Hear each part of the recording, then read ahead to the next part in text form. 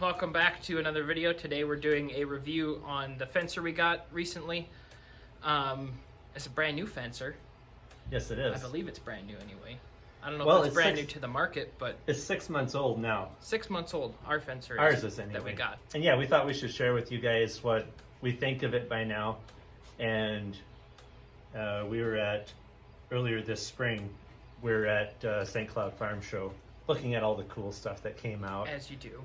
And we had thought that, we had heard of different fencers, and over the years we had a lot of generic brand fencers, I guess you want to call it. Sure, yeah. And we've tried out quite a few over the years.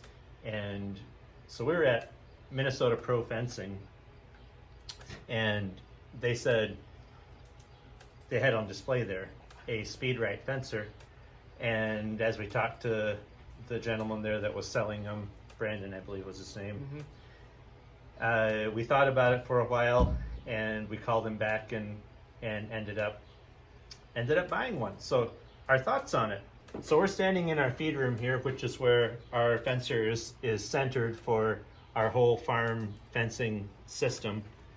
And this is the packaging that it comes in. 3-year warranty, by the way, guys. So we chose the 6000i model fencer, and basically that stands for a 6 joule, which is the power of the fencer, which is like a stored energy. That's how much energy the fencer stores before it releases that shock down the line. And you can get all different sizes. I believe there's That's disgusting. yeah, what do you got on there? Spider juice. Oh, no, let's not do that. Also doubles as a spider killer, by the way. Yeah, because in our feed room, guess what? We got those too. And no, we didn't order them. So we got ourselves the 6000 model. They make 4000s, they make 12,000s, they make a lot of different ones. If you're in the market for a Speedrite, you can check it out and see what's going on. Say hi. Go up, say hi. Speak, Bailey. So one cool feature about this fencer that kind of drew us to trying it is that this fencer comes with a remote control, which we're going to show you a little bit about in a little bit here. We might do some demonstrations for you and show you how it works. So basically, when you're out checking your fences out in your field or your pastures, you can remote control pause your fencer so that you can make repairs or do we do a lot of portable fencing, so we do a lot of like switching from one paddock to another, taking down, setting up. So on a daily basis, we're turning our fencer off, and previously we would always make a trip back to our feed room and turn off the switch on the wall here to cut the power, run out and move our portable fencing. Because of the way we have our reels rigged up, we have them to where they're rigged up hot. And so it's just a lot easier if the fencer is off, from experience. When you grab that reel under the handle, okay, you and should say this first. So the reels we're using are the Gallagher reels. Yes. Okay, and they're designed with a metal plate. You know, I should just go get one to show them.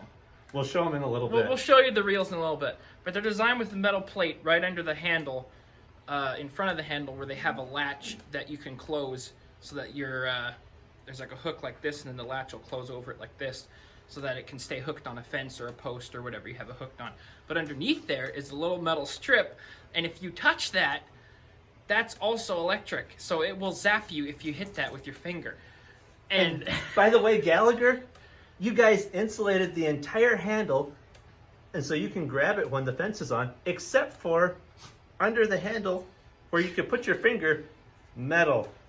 And boy howdy. Boy howdy, it zaps you like crazy. It'll get you. Especially if you're barefoot. First-hand experience right here. I will say, though, that was with this fencer and not with our old one. Yes. That was with the new Speedrite fencer, and this thing does shock very well. It puts out extremely well. it puts out a nice amount of energy into the In fence. fact, I almost think it whacks more than our old fencer Yeah, did. it did. And both of them were a 6 joule, so they're comparable. One more key or one more note about this remote is that it also has the fault finding ability. So you can check it by this little dot right on the top here. I don't know if you can see that or not. That's how you turn the fence on and off. The end probe tells you the amount of energy that's currently in your fence, so it gives you current readout while you're in the pasture. The slot on the back right here will also tell you how much draw is on that particular line of fence. And so it'll give you a number, like it'll say there's 4 amps of draw, and the arrow will point in a certain direction. And so it helps you locate problems where possibly an insulator is bad and the fence is touching a post and there's a lot of draw right there. The fencer will actually help you diagnose that problem. Just saves a little bit of runaround time. So our fencer here, this one comes with a lot of different features, and there's a lot of different modes. Could be handy in some situations. We pretty much just use the full power mode. This is off, so if you slide the switch all the way to this side, it turns your fencer off. The first one is for if you're running it off a battery, which we're not. The second one, it has to do with the speed of the pulses of the fence during the day versus during the night. And the next one is the opposite. It speeds up the pulses during the night and slows it down during the day. This little half dip right here is basically half power on the fence, and the slot all the way to the end is full power all the time, normal pulsing. So it has some of those features.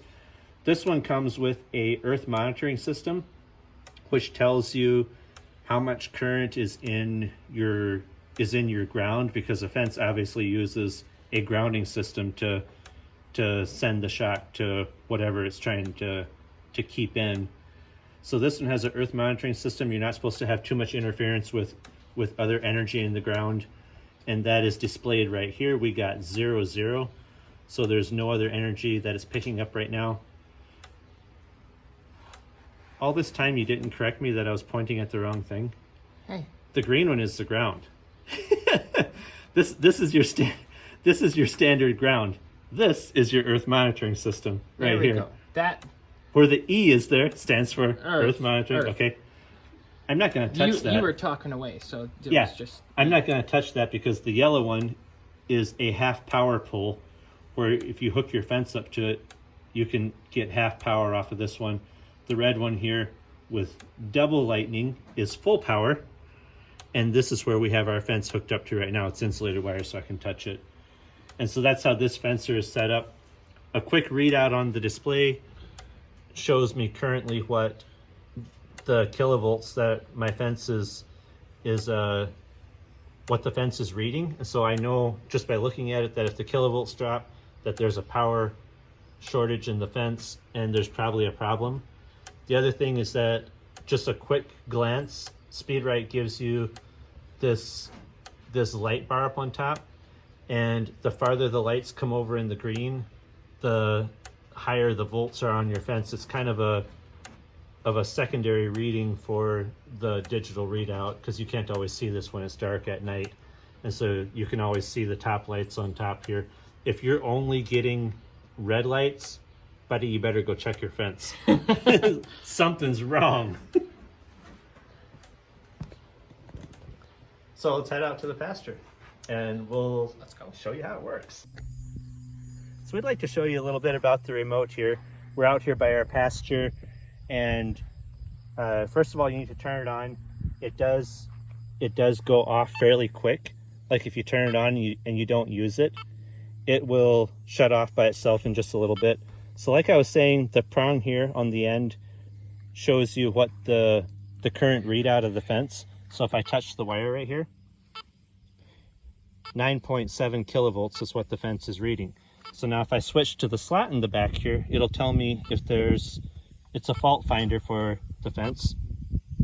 And this stayed at 0 amps, and so this fence is good, it's clean.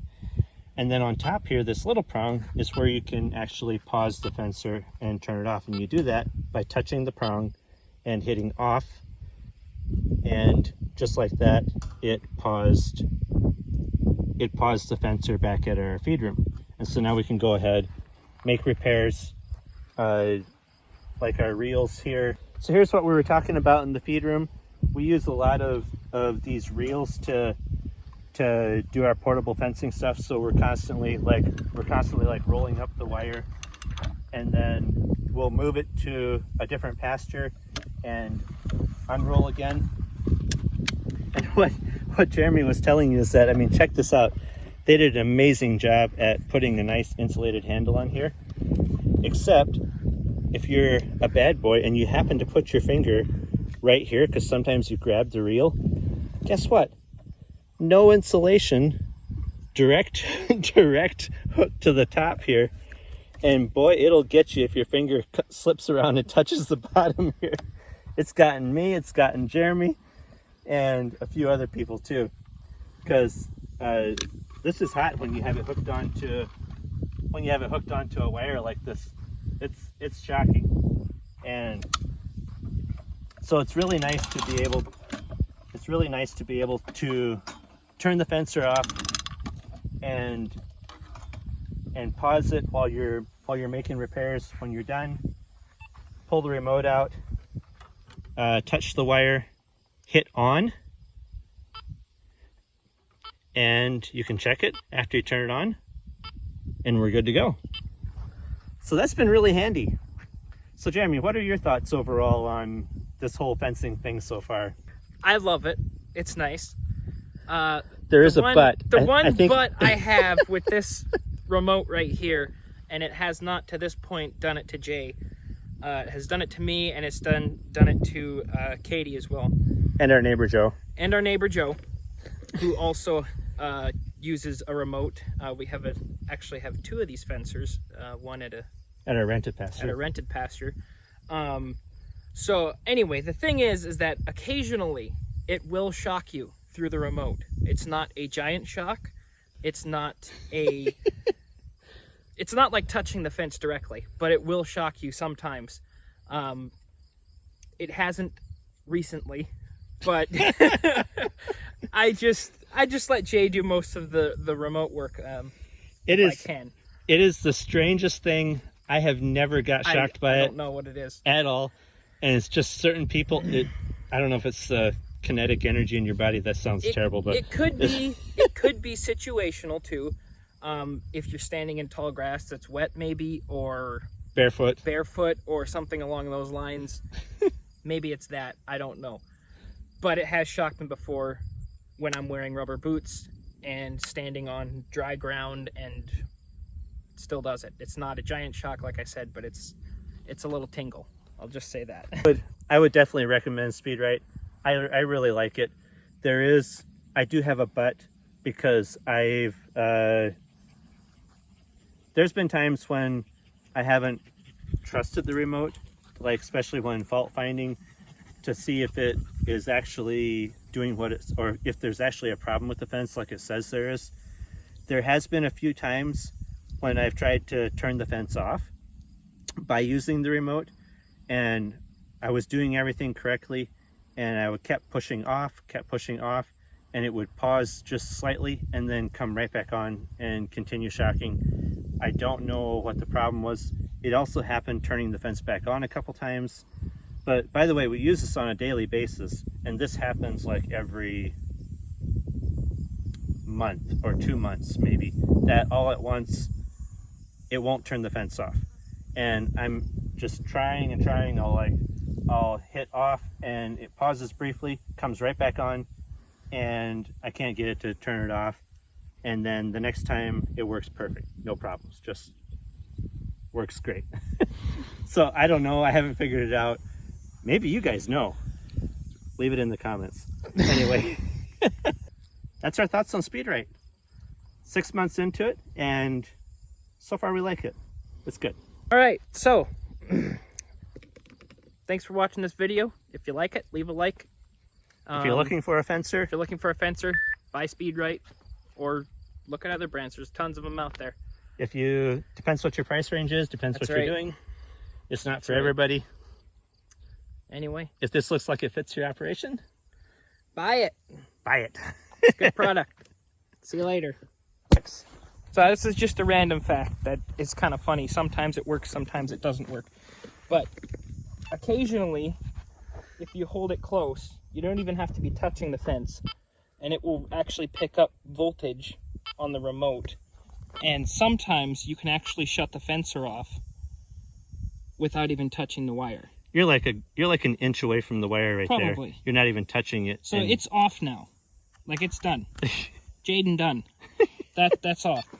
And you can actually sometimes too, without touching it up to the wire like this, you can turn it back on. It worked, yep. And it's back on again. It does not do that every day. Doesn't do it every day. But on rare occasion, it will do it. And you can actually shut it off without even touching the wire. Which he thought was I love that, because that means I don't have to touch the wire. It's great. Anyway, we'll see you later.